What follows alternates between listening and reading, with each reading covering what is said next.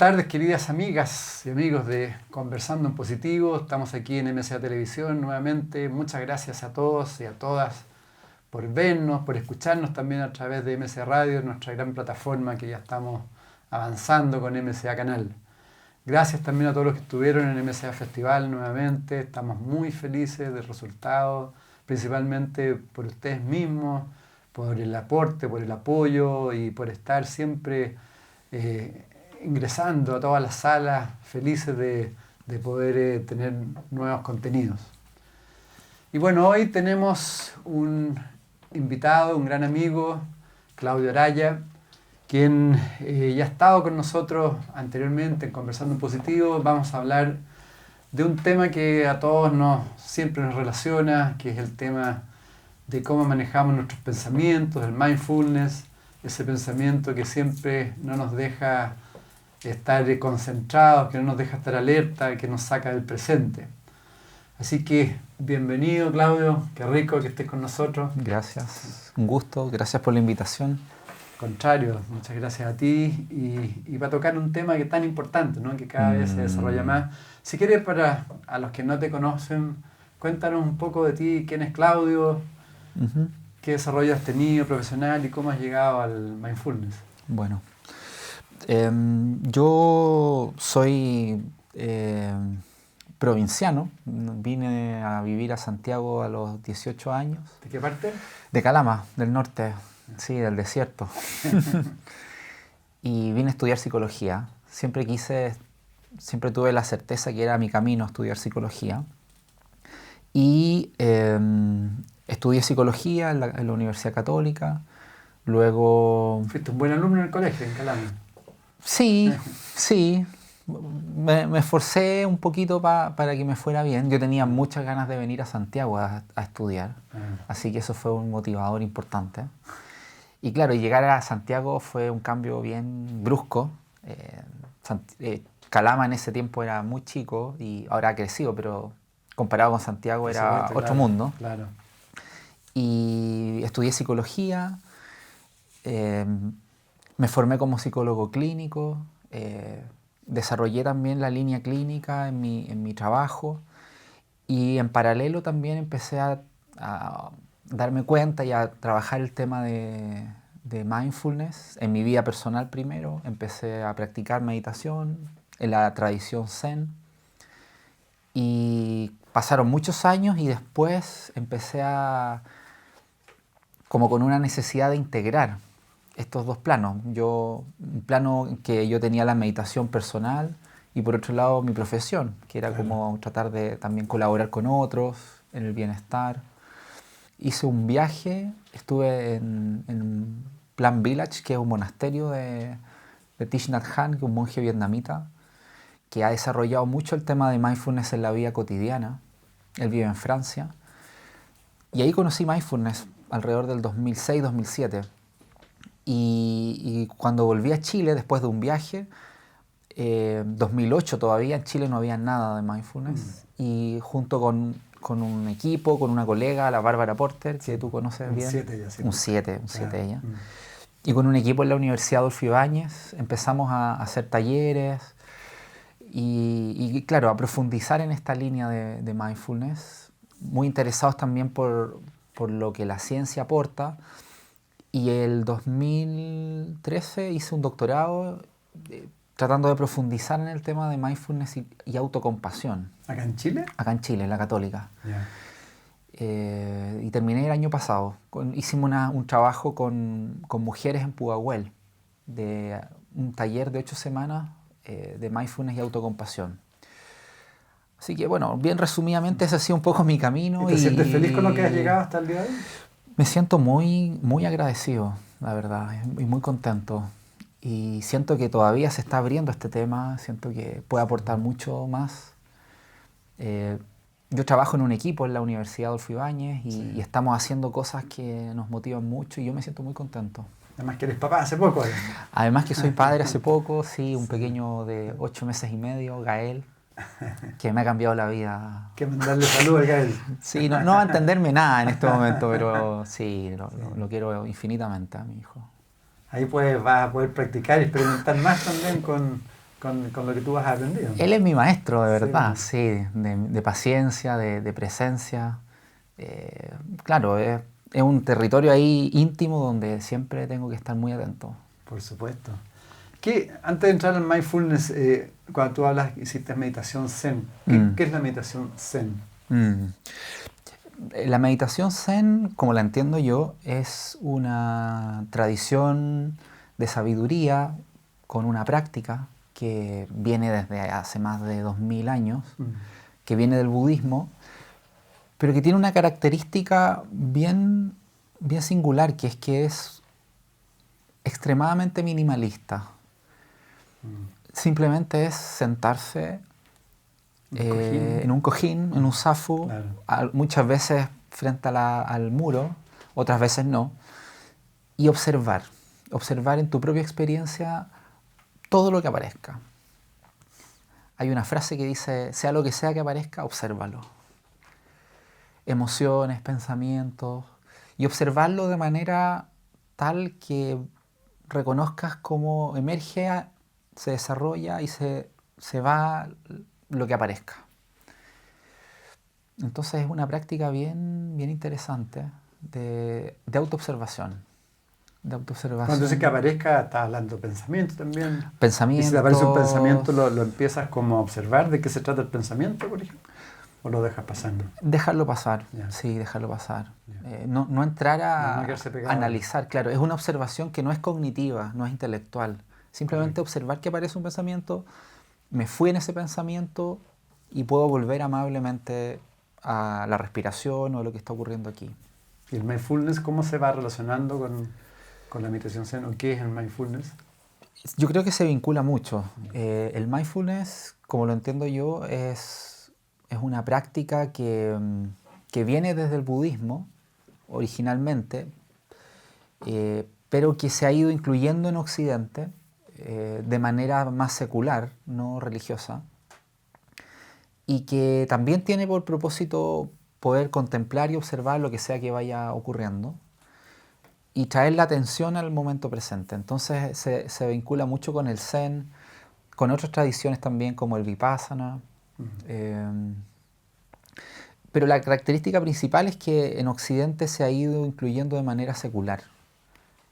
Y eso es muy importante. Y también se ha incluido en la clínica, en la investigación. Eso es muy importante porque permite que esté al alcance de cualquier persona, más allá de las creencias que esta persona tenga. ¿Y por qué se plantea que una forma el mindfulness te hace empezar a ver distinto el mundo, Mm, a sacar, a estar en otra visión? mm. Podría hablar un poquito desde lo que yo he visto en mi De tu experiencia, experiencia. claro, Sí, lógico, lógico. sí, yo creo que em, la práctica de mindfulness puede contribuir a estar más ecuánime y más sereno con aquellas cosas que van ocurriendo en el día a día. Eh, si yo miro en mi propia experiencia, por ejemplo, antes de practicar, yo percibía que estaba mucho más en mis pensamientos. Era más como un comentarista de mi experiencia que estar directamente en mi experiencia.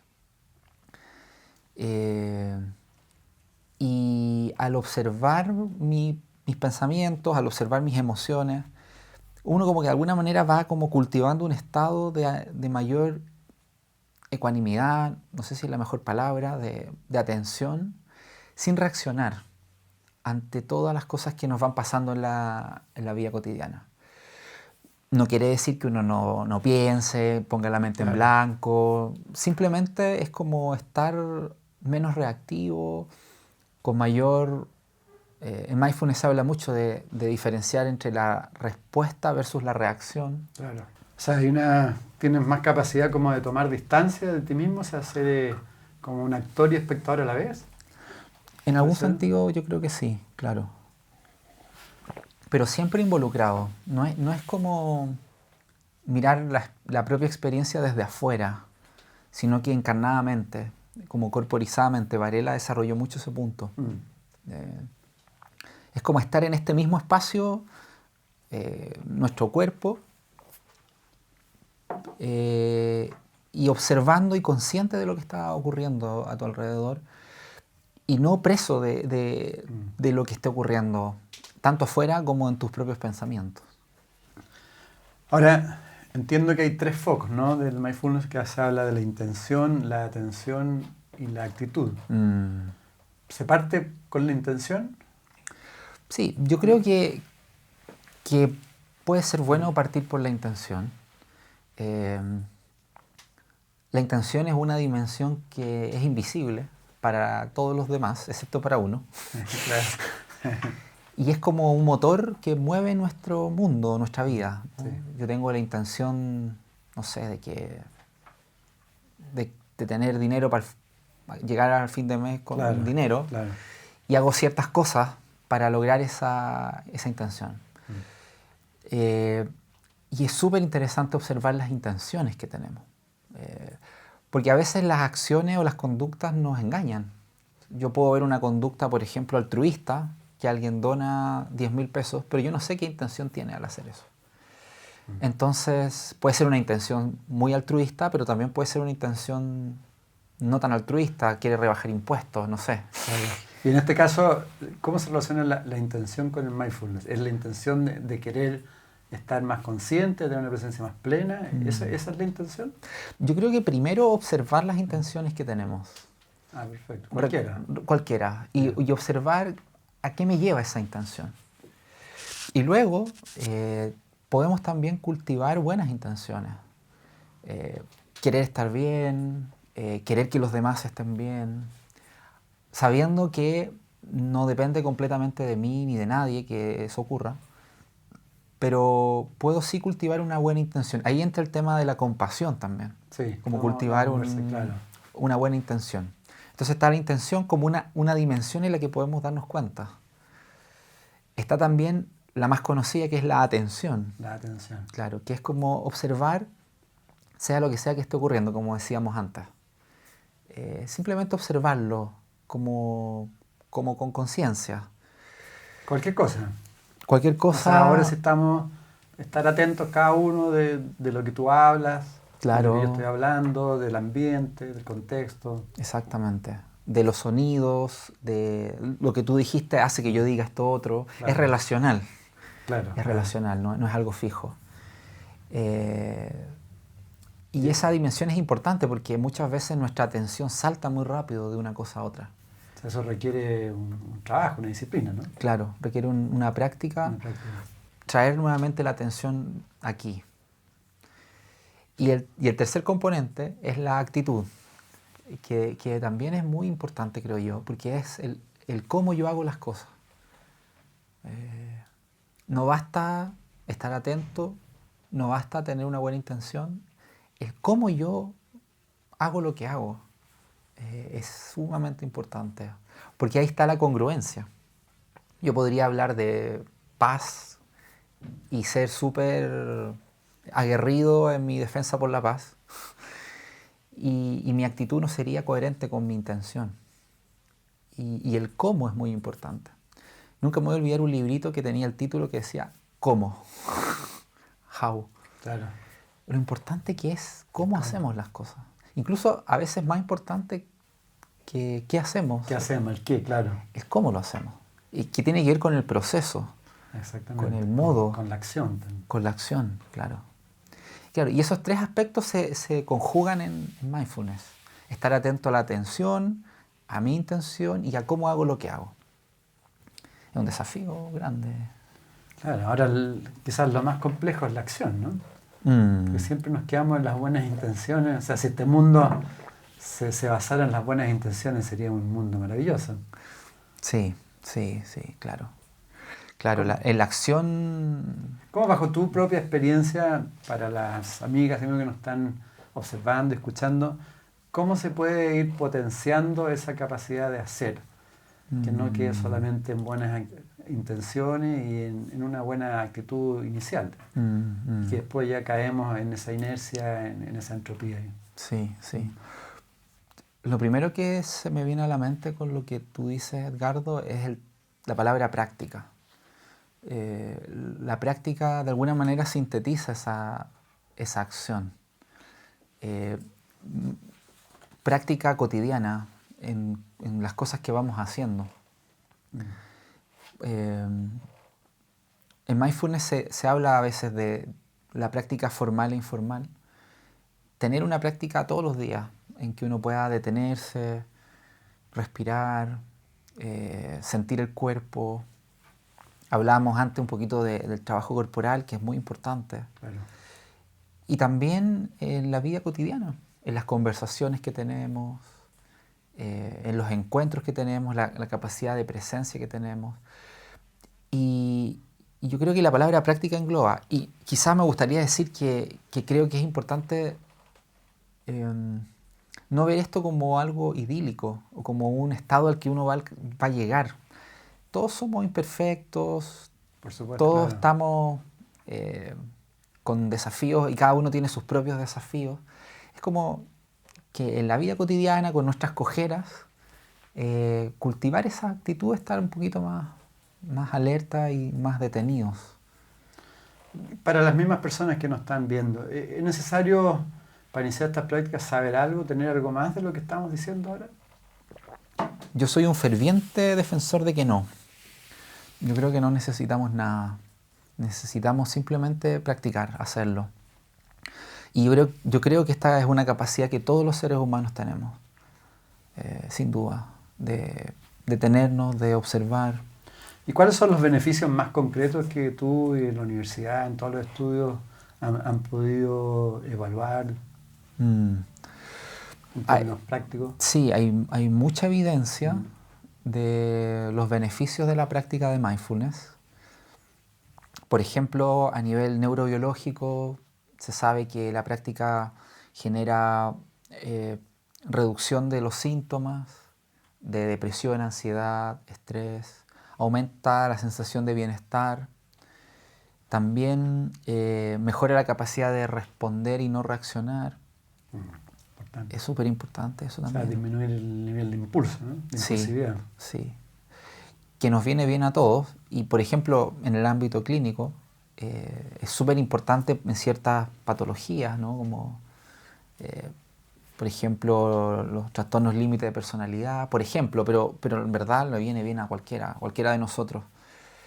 Y también se sabe que la práctica de mindfulness genera mejores relaciones interpersonales, por ejemplo. Y también una cosa que a mí siempre me ha llamado la atención y encuentro súper interesante, que reduce la rumiación mental. Gran problema. Claro, que esto que yo hablaba también, que conversábamos al comienzo, ¿no? Que a veces estamos mucho en nuestra cabeza. Y claro, como que bajar un poquito el volumen de eso para estar más directamente en la experiencia. Este año, MCA Festival nos permitió crecer, ser más plenos, felices y hacer un país más consciente, despierto, fraterno y colaborativo. Fueron 3 días para conectarnos con nosotros mismos y resonar con el despertar planetario. Por eso en MCA Radio, cada tarde de lunes y miércoles podrás disfrutar las mejores charlas de MCA Festival 2017. Enrique Corvera, Cristian Barken y Gastón Sublet, Patricia May, Lita Donoso y tantos más. Cada lunes y miércoles a las 19 horas, con repetición cada sábado y domingo a las 11 horas. Revive una experiencia única, llena de luz. Charlas de MCA Festival 2017 por MCA Radio, resonando con el alma. Este trabajo también tú lo has desarrollado con personas con riesgo social, ¿no? Sí. ¿Cómo ha sido la experiencia? Ha sido fantástica. Parte de mi tesis fue realizar un taller de mindfulness y autocompasión con mujeres en Pudahuel, en el contexto de un centro de atención psicológica en Pudahuel. Y claro, ese contexto es un contexto donde la mayoría de las veces hay muchas adversidades contextuales, hay muchos recursos de las personas y habitualmente estas prácticas no llegan a ese tipo de de estrato social. Exactamente. La mayoría de las intervenciones de este tipo en Chile y en general en el mundo son de personas de nivel socioeconómico medio alto, O alto. educacional, que sea. O educacional alto, claro. Claro. Entonces a mí me interesaba mucho explorar en un contexto distinto. Y la experiencia fue muy interesante porque las mujeres que participaron entraron en este proceso. Era un taller de 8 semanas donde hicimos evaluaciones antes y después y hicimos un seguimiento a los 6 meses. Y lo más interesante que yo observé es que había como un modo distinto de relacionarse con ellas mismas. Eran mujeres que venían de un contexto donde ellas se relacionaban muy autocríticamente. Y claro, con prácticas muy sencillas podían, por ejemplo, estar más presentes. Recuerdo una, por ejemplo, que decía: primera vez que me doy cuenta de que estoy respirando. Sentí la respiración. Claro. Algo que puede parecernos tan obvio, para esa mujer y para muchos otros, prestarle atención a la respiración fue como un cambio paradigmático, podríamos decir, ¿no? Como de mirada. Y lo principal es que ellas cambiaban el modo de relacionarse con ellas mismas. Pasaban de ser menos autocríticas a ser más amables con ellas mismas. Ahora, yo pienso que ha ido cambiando también el lenguaje, la gente es más comprensión, se ha visto en el festival y todo, del concepto de conexión, ¿no? O sea, ¿qué pasa ahí, tú también como profesional y todo? ¿Con quién nos conectamos cuando de alguna otra forma estamos ya un poquito más alineados y dejamos que ese loro no nos moleste tanto? Yo creo que con la humanidad compartida. Yo creo que más allá de nuestras diferencias que están y que muchas veces nos definen o creemos que nos definen, yo creo que hay un sustrato a la base que es la humanidad compartida. Que es que todos los seres humanos compartimos una cosa como especie, que es que, muy básico, pero todos los seres humanos compartimos que queremos estar bien, no queremos sufrir y queremos tener una buena vida. Yo siempre digo, medio en broma, nadie se despierta en la mañana y dice: otro día para ser infeliz, otro día para hacer sufrir a los otros. No, yo creo que la mayoría despertamos y queremos estar bien. Puede ser que el modo que tratemos de conseguir eso no sea el mejor. Como tú decías, a veces la intención está, pero no sé cómo hacerlo. Pero todos compartimos esa humanidad compartida, que es que queremos estar bien, no queremos sufrir, y además somos seres vulnerables, no frágiles, vulnerables, que quiere decir que cuando nos encontramos con alguien y entramos en una conversación íntima, podemos reconocer las luchas que tiene esa persona, las luchas con sus imperfecciones, los problemas interpersonales que todos tenemos. Entonces yo veo como que poder conectar con esta humanidad compartida hace que nos sintamos miembros de la misma raza, miembros de la misma comunidad. Yo creo que ahí está la interconexión, la interdependencia. Ahora, Claudio, estamos con Claudio Araya. Adicional a lo que tú dices, cuando uno se conecta, deja de funcionar de otra forma con esa mente dual, ¿no? Con ese raciocinio.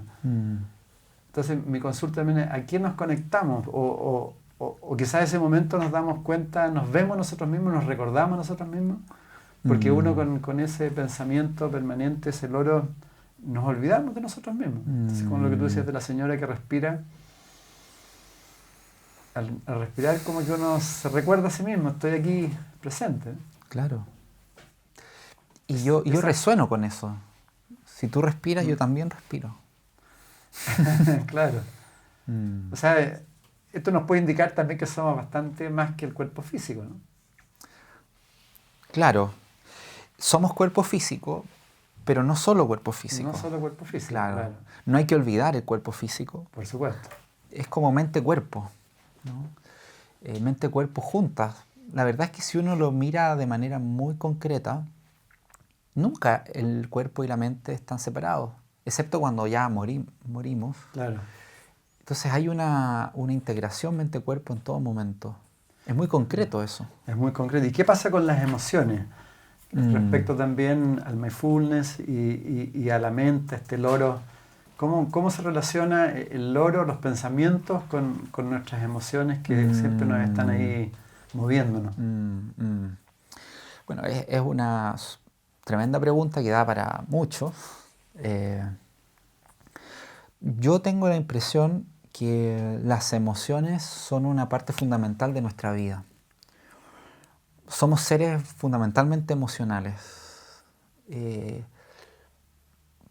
Y en cada momento están presentes nuestras emociones. Heidegger, un filósofo, decía que somos seres que vivimos, o uno de los elementos nucleares de nuestra vida es la disposición afectiva, ¿no? Que la emoción es parte constitutiva de nuestra experiencia. Y las emociones son muy importantes porque evolutivamente nos permiten saber cómo responder ante las cosas que nos ocurren. Por ejemplo, el miedo, a pesar de que no queremos sentir miedo, es muy importante. Si yo no siento miedo, puedo realizar acciones que me dañen. El miedo me indica los límites, me dice hasta dónde ir, hasta dónde no. La rabia, lo mismo. La rabia también me dice cuáles son mis límites personales. Cuando yo siento rabia, probablemente es porque siento que alguien está invadiendo un espacio. Y las emociones que se llaman agradables, más que positivas, ¿no? Agradables, la alegría, el amor, nos conectan con otros. Entonces, yo creo que mindfulness nos invita como a observar la amplia gama emocional de la que somos parte, que está presente en nuestras vidas. No tenemos que deshacernos de ninguna emoción. No tenemos que dejar nada fuera de la casa, sino más bien como habitar esas emociones, pero también permitir que transiten, no quedarnos en una emoción únicamente. Muchas veces el sufrimiento es quedarnos como estancados en una emoción, Sí. ¿no? La tristeza, por ejemplo, también la rabia, como que una emoción domina más, ocupa más espacio que otras. Y si uno lo mira en su propia experiencia, vemos que en nuestra vida las emociones van fluctuando. Ahora, el practicar el mindfulness también te permite de una forma, como beneficio, el tener emociones más constructivas, ¿no? Más positivas. Sí, es verdad. Hay, por un lado, una mayor regulación emocional. Más armonía, ¿no? Más armonía. Y también es cierto lo que tú dices, Edgardo, creo yo, que hay un ámbito, hay un nivel por lo menos en los cuales nosotros podemos elicitar las emociones que tenemos. Uno puede regar de alguna manera ciertas emociones más que otras, a sabiendas que todas las emociones humanas están siempre. No es que yo erradique la rabia o erradique el miedo, pero si yo hago ciertas prácticas puedo como regar la semilla de la alegría, el amor, la compasión. Y si yo lo riego más, el jardín tiene más de esas flores. Y que según lo que tú mismo estás transmitiendo, el mindfulness también permite un proceso de autoobservación con uno mismo. Claro. De autodescubrimiento, de conocerse mejor, y eso permite ir creciendo como ser humano. Claro. Una metáfora que me gusta mucho, tomando lo que tú dices, Edgardo, es la metáfora del jardinero. Que somos jardineros de nosotros mismos. Y como jardineros tenemos un jardín lleno de semillas de todo tipo, todas nuestras emociones, todos nuestros pensamientos, y podemos elegir qué semillas regar y qué semillas dejar en el compost o en la tierra.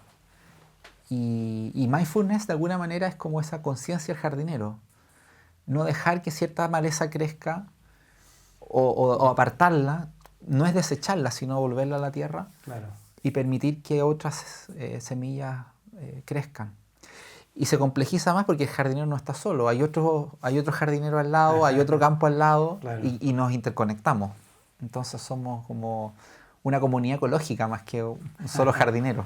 Una comunidad colaborativa ahí. Colaborativa, claro. Y relacionado con eso, tema que tú también lo conversaste y lo transmitiste en MCA, que es el tema de la compasión, ¿no? Tú hablaste de la presencia compasiva también. Sí. ¿Nos podrías explicar un poco más qué es la compasión? Entiendo que también la palabra viene de comp y pasión. Claro.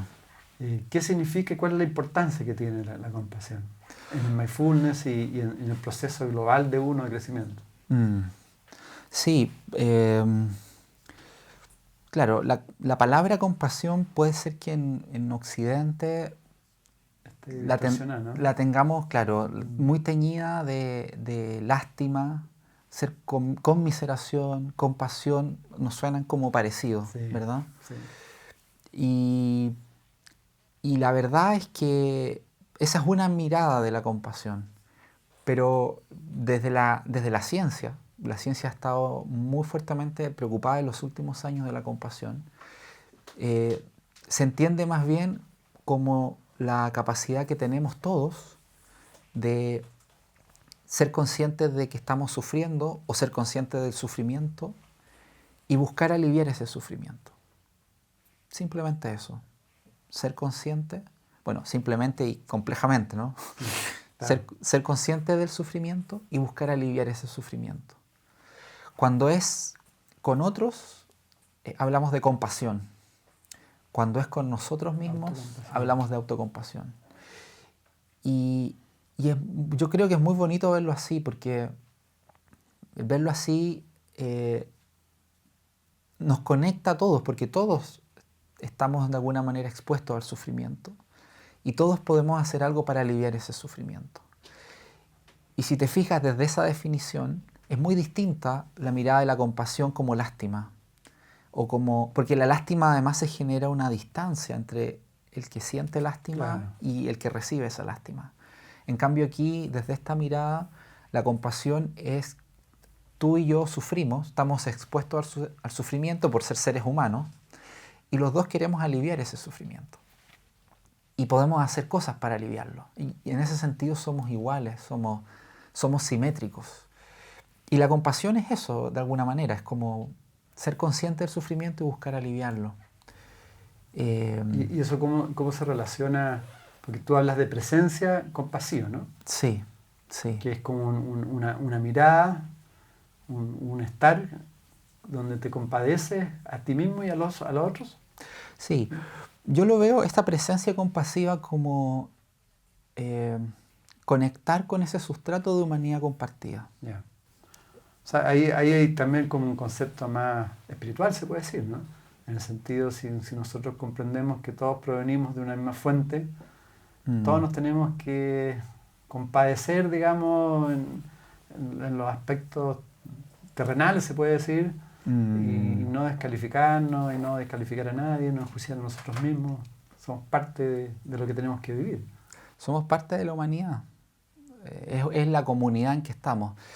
Claro. Somos hermanos en eso todos. Justamente.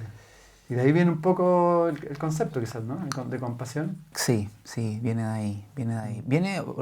Está presente en distintas tradiciones culturales, se ha tomado más desde el budismo, sí, pero la ciencia lo ha tomado como también igual como mindfulness, de manera laica, como algo que cualquier ser humano puede tener y desarrollar. Y es algo además que está profundamente arraigado en nuestra naturaleza humana y biológica. Los seres humanos y los mamíferos también tenemos conductas altruistas, compasivas. Sí. ¿Y qué produce, Claudio, en términos psicológicos y en términos corporales, actitudes compasivas? ¿Hay estudios respecto a eso? Hay estudios súper interesantes sobre eso. Lo primero que yo diría es que te hace bien a ti. Uno se siente mejor. Uno se siente mejor. O sea, ya eso es una buena razón para practicar la compasión. O sea, no por el otro ni siquiera, claro, sino por ti. Es un buen lugar donde vivir, es un buen lugar donde habitar. Y secundariamente también genera beneficios a las demás personas. Al otro, claro. Al otro. Y bueno, y hay evidencia científica también que muestra que los efectos favorables similares a mindfulness de bienestar, ¿no? De bienestar psicológico, también se reduce la sintomatología. Por ejemplo, personas más autocompasivas tienen mayor bienestar psicológico, reducen estrés, ansiedad, les va incluso mejor. Paradójicamente, lo que uno podría creer, uno tiene como el chip a veces preformateado de que ser autoexigente es necesario para que te vaya bien. Y la evidencia científica muestra que no es tan así. Que las personas más compasivas consigo mismas les va mejor a largo plazo. Ahora sí, pienso que habría que tener cuidado de no caer como en la victimización, ¿no? Sí. Porque uno puede caer en ser víctima de la vida, de la gente, de todo. Claro. Sí, sí. ¿Cuál es la diferencia entre la victimización y la autocompasión?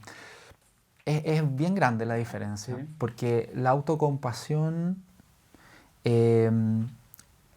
es tratarme bien, pero no con lástima ni con conmiseración.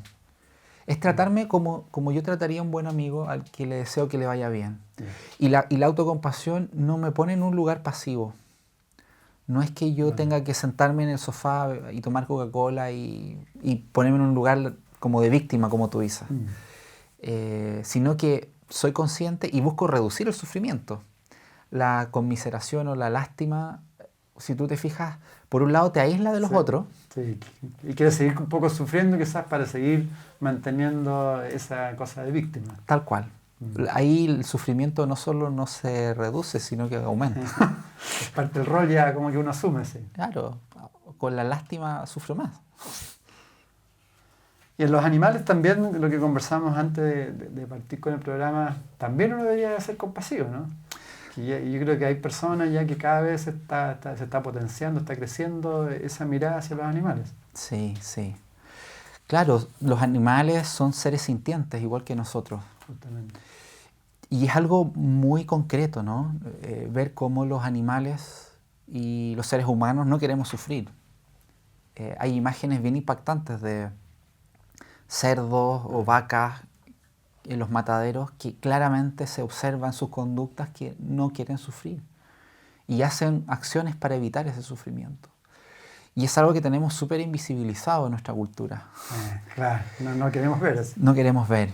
Y yo creo que ahí una actitud de compasión es importante tenerla presente. Ser consciente. Y podemos ser conscientes de maneras muy concretas. Por ejemplo, con los alimentos que consumimos. Eso te voy a preguntar, sí. ¿Hay una relación entre el mindfulness también y una alimentación más saludable? Hay evidencia que sí. Hay evidencia que muestra que personas más conscientes, por ejemplo, son también más conscientes del contexto, del medio ambiente, tienen conductas más como ecológicas y de mayor conciencia con los animales. Sí. La relación, por supuesto, no es uno a uno, no es directa, claro, pero sí, la conciencia, claro, ser más consciente ayuda a ser más consciente en todos los ámbitos. Ya que tú lo estás tocando también, el desarrollo de la conciencia tiene que ver con el mindfulness, y el desarrollo de la conciencia tiene que ver también con que uno va integrando ya muchas más áreas de la vida en forma más constructiva. Sí, sí. Bueno, la palabra que tú dijiste me parece clave, integración. Ir como conectando cosas, uniendo y no disociando. No claro. Vivir de un modo y trabajar de otro y pensar de otro, sino como ir tratando de integrar. De hecho, en el trabajo también se puede practicar el mindfulness, ¿no? Me imagino que hay estudios que mejoran las relaciones laborales, la producción. Sí, sí, ¿no? Hay mucha... Se está ampliando muchísimo el campo de mindfulness en educación, en salud, en organizaciones, y se observan diferencias importantes no solo individuales, sino también colectivas, relacionales, mejoran los climas, y es bastante interesante porque probablemente eso ocurre porque personas menos reactivas, más conscientes, Claro. también generan mejores climas de Las reacciones son encuentro. más constructivas. Claro, En el sentido de cualquier situación uno la ve con mayor expansión, digamos. claro, claro. Ayuda, no Ayuda. es la panacea, No, por supuesto. es una vía, un camino que puede favorecer. Es que se bajan Eso. los niveles, yo imagino, de estrés, de mal genio, de ira. Sí, sí. Claudio, estaba escuchando, no sé si has escuchado a Jean-Pierre Garnier, que es un francés, Ujú. que ha profundizado bastante en temas también de cuántica, de pensamiento. Y hablaba mucho del pensamiento, y él plantea que de alguna otra forma nosotros de día y de noche estamos construyendo futuro a través del pensamiento. Porque si yo empiezo a pensar en algún tipo de tragedia, ya sea, él habla a nivel, digamos, de la Tierra global como a nivel personal, y eso va afectando. Y también a nivel de sueños, también si es que uno no duerme en forma armónica, también los sueños van produciendo en los pensamientos y con eso va proyectando futuro. Entonces, él dice la importancia que tiene esto de si nosotros queremos ir mejorando individualmente y cambiando el planeta, de ir cambiando y observando qué estamos pensando porque estamos creando el futuro. Y él plantea, bueno, que todos los, que sea Jesús, Mahoma, todos plantean un poco lo mismo. Él, por ejemplo, dice, no pienses de otro lo que no te gusta de ti. Porque si yo empiezo a pensar mal de ti, eso me va a pasar en mí. No sé cómo tú ves toda esa situación de los pensamientos, que es un tema que no se ha estudiado mucho, porque tampoco se ha logrado poder descubrir mucho, ¿no? Sí, Pero tiene mucha potencia. tiene mucha potencia, sin duda. O sea, creo que el modo que pensamos define enormemente nuestro mundo en el cual vivimos. Como comentábamos antes, creo yo, como si estamos más bien en el comentarista, aparecen ciertas emociones, y si aparecen ciertas emociones, yo habito ese mundo emocional con otros. Empieza a irradiar eso. Y empiezas a irradiar, porque no somos seres aislados, ¿no? Somos seres que estamos en interacción, nos influimos mutuamente. Y por eso yo comparto la idea de que los pensamientos y ser consciente de los pensamientos y cultivar ciertos pensamientos es una cosa importante. Yo diría que quizás hay que tener ojo con que no creo que se trate de cultivar como el piensa positivo, sino más bien como el ser más consciente de nuestros pensamientos, Claro. el ser consciente también de nuestras emociones. Somos como seres con pensamientos, con emociones. Y creo que somos seres relacionales. Somos seres relacionales también. Eso es muy importante y está como a la base de lo que tú decías. Muchas veces creemos que somos seres independientes y separados, que lo que yo hago solo me afecta a mí. Y la verdad es que de manera concreta somos muy relacionales. Yo lo veo, por ejemplo, hoy día con mi hijo. Mi hijo tiene 8 meses y él se comporta distinto si yo estoy presente y atento con él, así yo estoy, por ejemplo, mirando la tele. Claro. Mi conducta, mi manera de estar, le influye directamente. Si estoy viendo la tele o no estoy pendiente de él, él se empieza a inquietar, empieza a afectarse por mi ausencia de presencia. Y si yo digo, ya, estoy con él, estoy presente con él, juego con él, inmediatamente cambia su manera de estar. Entonces somos seres relacionales de manera muy concreta. Por ende, nuestros pensamientos y nuestras emociones no son solo un tema individual. Es como uno podría decir, hay una ética colectiva. Eso. Que hay que tener presente, ¿no? Claro, y este caballero justamente plantea lo que tú estás diciendo, que de una otra forma da un ejemplo así, pero si tú le estás deseando, se reía así, pero qué sé yo, la muerte a tu suegra. De una forma eso también lo estás proyectando y lo proyectas a otros. Claro. Entonces eso tiene una tremenda importancia porque con eso vamos potenciando nuestro planeta de una forma u otra forma. Sí, sí. Entonces el mindfulness tiene, yo creo que tiene un gran aporte si es que vamos siendo más conscientes de todo ese proceso. Sí, sí. En el budismo hay una metáfora muy interesante sobre eso, que es la del veneno, que es que, por ejemplo, desearle mal a otro, en el budismo se dice que es como tomarse uno el veneno esperando que el otro se muera. Exactamente, eso es.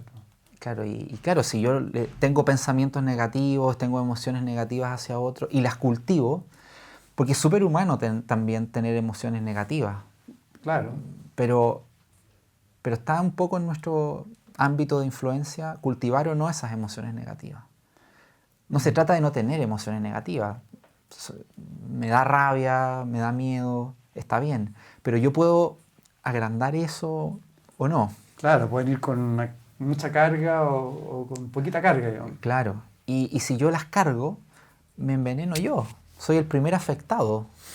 Que por eso yo te lo preguntaba, porque yo creo que tiene una tremenda importancia y creo que a veces hay mucha ignorancia y se ve en las redes todas las personas que como que botan todas esas cargas negativas, en el fondo se están envenenando, tal como tú dices, a sí mismos. Claro, son las primeras víctimas de ese... Son las primeras víctimas.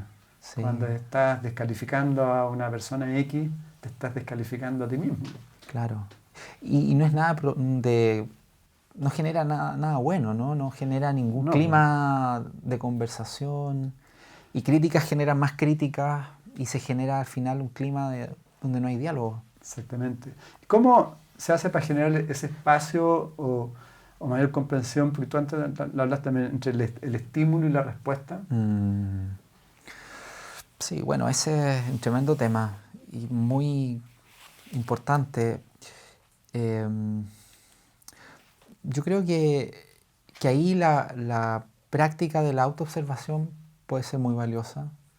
El tema del estímulo y la respuesta lo planteó en primer lugar Viktor Frankl en su libro El hombre en búsqueda de sentido. Estuvo en campo de concentración. Que estuvo en un campo de concentración, en condiciones muy, muy complejas. Y él, de alguna manera, dice que claro, cualquier persona, incluso en las condiciones más duras, se genera ahí un espacio entre el estímulo y la respuesta donde uno se juega su libertad. Yo me juego la libertad en responder algo conscientemente en vez de reaccionar. Ahí se juega nuestra mayor libertad. Y de alguna manera yo creo que mindfulness permite como ampliar un poquito ese espacio. Ampliar un poquito ese espacio entre el estímulo y la respuesta. Donde nos jugamos nuestra libertad. Y en la vida esto se juega en lo cotidiano, ¿no? En qué cosas digo, cómo le respondo al señor que se me cruza en el auto, qué le digo a mi hijo, qué le digo a mi jefe, qué le digo a mi pareja cuando estoy discutiendo con ella. Ahí se pone en juego, ¿no? No reaccionar, esperar, respirar y el mundo puede cambiar si tú respondes conscientemente versus si tú reaccionas. Si tú reaccionas con una palabrota... Ya salió. Ya salió y... Bueno, todos somos humanos y se nos van a salir palabrotas, obviamente. Pero el tema son los patrones, ¿no? Como si recurrentemente estamos reaccionando. Claro, en el libro que tú tienes tú hablas que la vida puede ser una práctica permanente. Sí. Y eso lo hace entretenido también la vida, ¿no? Sí, totalmente. Claro. Siempre estar observando a los otros, observándose a sí mismos. Somos espejo permanente, ¿no? Sí, sí. Y ver, como tú lo dices, suena fantástico porque es como un juego, ¿no? Sí, pues se transforma en un juego. Se transforma en un juego. En el juego que podemos jugar, que es nuestra propia vida. Y así uno puede empezar para las personas que nos están escuchando, que nos están viendo también, uno puede empezar en el día a día con esa autoobservación y de repente escribiendo aspectos que a uno lo impactaron, que le cambiaron el estado de ánimo, alguien que te cayó mal, alguien que te cayó bien. Claro, claro. Como en el libro aparece también el tema del detenerse, ¿no? El mayor avance es detenerse, que puede ser algo tan sencillo como respirar, volver a sentir el cuerpo, no reaccionar, observar como tú dices, anotar, tomarlo como un juego. Tomarlo como un juego es fantástico. Muy buena idea. Sí. Es que la vida puede ser muy entretenida. Sí. Uno de repente puede ser también por el tema de no estar en presencia, de que uno rápidamente se engancha y oscurece el día y se olvidó del día quizás por un mal rato, ¿no? Sí. Y no somos tan importantes tampoco. Bueno, que eso quería preguntar, y justamente que es el tema del ego. ¿Qué pito toca el ego y qué es el ego? ¿Por qué nos molesta tanto? Sí. Bueno, también es un tremendo tema, Sí, ¿no? pues. Tremendo tema, pero sí, yo creo que tiene mucho que ver con esta idea de que muchas veces creemos o hemos construido la idea de que somos seres separados, eh, estables y no interdependientes. Y si nos creemos ese cuento, nos creemos el cuento también de que somos importantes, súper importantes, ¿no? Somos el centro del universo. Y la verdad es que si uno empieza a verlo, Varela lo miró científicamente, ¿no? No somos seres ni rígidos, ni estáticos, ni independientes. Somos seres interdependientes. Y Yergin, un autor, habla del ser relacional. Somos seres relacionales. Entonces, si uno lo mira así, no somos el centro del universo. Para nada. Ni mínimamente. O sea, yo creo que no somos ni una hormiga dentro de todo el sistema. No, y eso es maravilloso porque uno puede contemplar también un orden mayor que el estrecho espacio que uno mira desde su propio ego. Yo soy de la idea de que tampoco uno tiene que ir contra el ego, ni de pelearle al ego, ni tratar de romperlo. Porque también eso uno puede ser violento. Y además que yo creo que es parte, el ego está construido justo para crecer. Sí, el ego tiene una función súper función, importante. claro.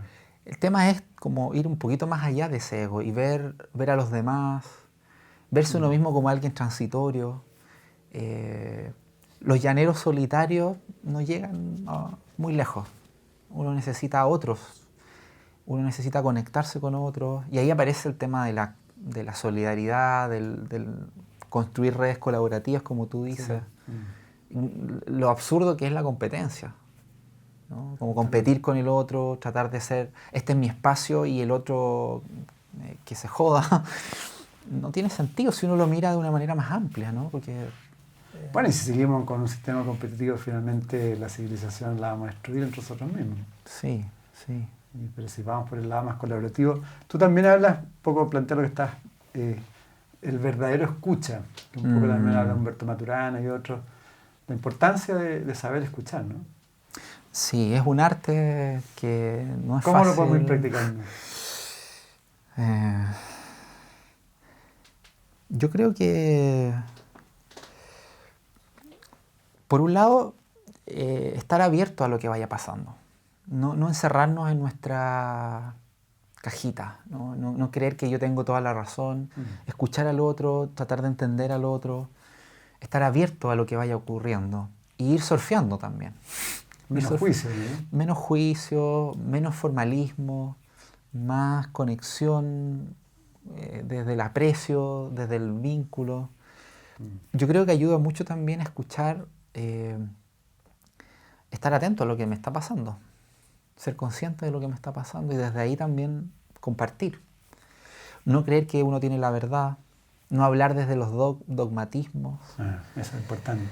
Eso es súper importante, no creer que yo... esa es una de las bases del diálogo. Si yo me junto contigo y yo creo que tengo razón y tú crees que tienes razón, no se va a generar nada nuevo. El principio para que haya diálogo, creo yo, es que yo esté dispuesto a cambiar por esta conversación. O sea, que lo que tú me digas, yo estoy dispuesto a decir, mira, tienes razón. Yo lo veo ahora de un modo distinto. Y esa interacción hace que yo me transforme, que tú te transformes y nos transformemos juntos. Más que tratar de convencer, más que tratar de decir que la verdad la tengo yo, es como construir algo en conjunto. Yo creo que eso ayuda a escuchar. Y creo que tengo que escucharme a mí mismo para escuchar a otro.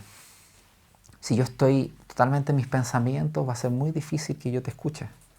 Exactamente. Estoy esperando nomás que termines para seguir hablando yo. Claro, para interrumpir. En cambio, aquí se genera un diálogo en que estamos compartiendo y estamos construyendo algo en conjunto. Y en ese sentido también hablas de un corazón atento, ¿no? Mm. ¿Qué significa tener un corazón atento? Que no escuchamos solo con los oídos, ¿no? Escuchamos con el cuerpo, con nuestro corazón, con nuestras emociones. Somos presencia cuerpo-mente. ¿Qué alma? Y alma. Cuerpo, mente y alma, ¿no? Sí. Somos una unidad. Somos una unidad. Entonces no podemos dejar fuera una parte. Y el corazón, que representa las emociones, es que escuchamos también emocionalmente. No solo yo escucho lo que tú me dices, sino el cómo me lo dices, desde dónde lo dices, el sentido. No es una escucha literal, sino que es como, ese es el Edgardo que me dice esto, este es el Claudio que te comparte esto otro. Y aunque incluso no entendamos las palabras, entendemos desde dónde viene y nos encontramos en esta... ¿Y la intuición dónde se siente? ¿En el corazón también? ¿No se siente en una integración así? Yo creo que es un todo, ¿no? Un todo. Sí, viene como todo. de otro plano eso, ¿no? Sí, yo creo que viene como de la integración de cosas. Esa intuición puede venir de sentirte, de escucharte, de entenderte, y ahí brota una comprensión intuitiva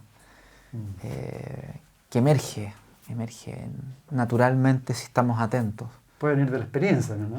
Puede venir de la experiencia. Quizás de otras experiencias y que somos seres que nos vamos reencarnando. ¿Quién sabe? No lo sé. Por eso, claro, por eso quién sabe. ¿Quién sabe? Pero viene de un espacio misterioso, digamos, se puede decir. Claro. Desconocido. Y que es muy concreto al mismo tiempo, ¿no? Porque tú puedes tener una intuición ahora de decir eso y surge de esto, ¿no? No sabemos bien de dónde viene detrás, puede ser que venga, pero emerge aquí en este diálogo. Yo trato de aterrizarlo. Sí. Claro, tú lo llevas a la práctica. Pero obviamente que cada vez se habla más que hay espacios misteriosos de nosotros como seres humanos, que recién como que se están empezando a descubrir. La misma medicina antroposófica lo plantea cuando trabaja con los niños chicos también. Dejar que aparezca todo ese aspecto como misterioso, mágico, que fluya. Y eso tiene que ver también, no sé, hay personas como Emilio Carrillo, un español, no sé si has escuchado de él, que él habla que hoy día tenemos que desarrollar más una mente abstracta que esa mente racional que siempre estamos ocupando para funcionar en la vida. Que es podernos abrirnos y abrirnos las posibilidades. Sí, yo comparto que la mente racional es muy limitada y quizás más que abstracta yo diría emocional también, emocional e integral. Sí. No se trata de que dejemos de lado la mente intelectual que está presente, pero no creer que eso es todo. Hay que integrar los sentidos, hay que integrar la emoción, hay que integrar las relaciones. Sí. Sí. Me gusta más eso que abstracto. Abstracto también Sí, puede sonar... también el tema con la palabra. Claro, semántica. Más allá de la palabra entiendo, ¿no? Claro. Que tiene que ver como con no quedarnos encasillados en lo racional. Justamente. Que también tiene que ver con lo misterioso, lo desconocido, o lo que no se ha descubierto por la ciencia tradicional todavía. Claro, hay mucho espacio todavía. Hay muchos científicos que se están abriendo a eso también. Cuando tú también planteas, algo lo planteaste antes, pero también yo creo que sería bueno para los auditores y para las personas que nos miran, que tenemos que aprender a descansar, ¿no? Que es un arte, tú hablas que es un arte descansar. Sí, con niños chicos es un arte más difícil. Sí. Pero dejarnos espacio, aprender a no hacer nada. Sí. Porque también el mal del occidente hoy día es que no tenemos capacidad de no hacer nada. Tenemos que estar haciendo algo siempre. Sí, es verdad. Y es un desafío en el mundo que vivimos para todos. Sí. Para todos. Para mí también, por supuesto. Sí, pues es un arte súper necesario. Necesitamos nutrirnos y no hacer nada. Y el cuerpo es muy sabio. Si generamos los espacios para descansar, el cuerpo naturalmente descansa. Hay una metáfora de Thich Nhat Hanh que plantea que el animal cuando está herido en la selva o en el bosque se va a una cueva y duerme 2 semanas. Y el cuerpo de ese animal naturalmente se repone cuando descansa. El animal, eso es cierto para el animal y también es cierto para nosotros, ¿no? Necesitamos no hacer, necesitamos parar. Hay veces que es difícil porque tenemos muchas actividades, a veces necesitamos planificar mejor para tener espacios libres. Las vacaciones son muy importantes, por ende. Y más allá de las vacaciones, en la vida cotidiana generar espacios de aunque sean 5 minutos. Aunque sean 5 minutos, 10 minutos. Por eso, por ejemplo, meditar es un espacio de descanso.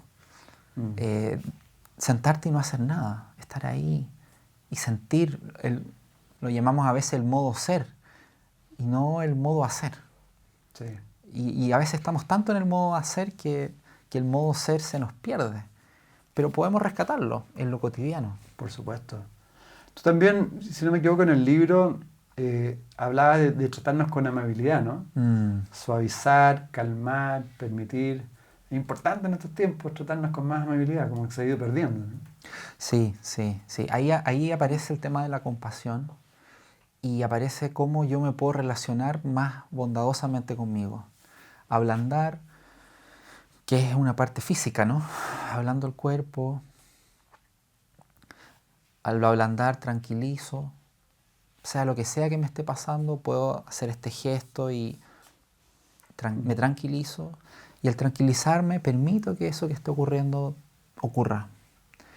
Y tiene que ver con la actitud que yo adopto al relacionarme conmigo mismo y al relacionarme también con los demás. Y claro, ahí está la compasión, como cultivar ese modo de ablandar, tranquilizar y permitir en relacionarme conmigo mismo. A veces puedo ser muy duro conmigo mismo, sobre todo si estoy pasando un momento difícil. Claro. ¿Por qué hice eso? Me autojuzgo. Y la compasión y la autocompasión ofrecen una alternativa de relacionarme como lo haría como con un buen amigo. No más ni menos que eso. Y el agradecimiento también es importante, ¿no? El saber agradecer. Totalmente, claro. La vida, a los otros. Claro, desarrollar una actitud de gratitud. ¿Qué harías tú, Claudio, si te nombraran ministro de Felicidad? ¿Cuáles serían las medidas principales para ir mejorando este país? Yo creo que habría que pienso en dos cosas, una cosa práctica y una cosa de políticas públicas, y creo que tendrían que ir en las dos ir integradas, claro. Hay países que han hecho cosas así, súper interesantes. Por ejemplo, Inglaterra tiene un manifiesto que le llamaron Mindful Nation, como hacían una nación mindfulness. Hacían una nación mindful y implementan medidas en colegios, hospitales, cárceles y el sistema de justicia, el sistema político. Y hay acciones concretas que se pueden realizar para incrementar el bienestar. Por ejemplo, humanizar un poco más los colegios, los hospitales. Se pueden hacer prácticas de mindfulness, por ejemplo, en colegios, que es algo que está aquí recién partiendo. En hospitales también. Nosotros hemos tenido experiencia de la universidad súper interesante con enfermeras, con médicos. Pero claro, esas son acciones puntuales. Claro. Creo que hay que tener una visión amplia también, claro. Para impactar en políticas públicas. Ahí es importante la investigación. Si uno no respalda con investigación lo que hace, lamentablemente es muy difícil que eso trascienda a políticas públicas. Entonces yo creo que hay que ir integrando práctica, investigación, mirada desde las políticas públicas, políticos más conscientes. Es un tremendo desafío, ¿no? Y qué importante que es. Sí, pues. ¿No? Más que aportillar a los políticos, es cómo ayudamos a que sean políticos más conscientes, cómo elegimos políticos más conscientes.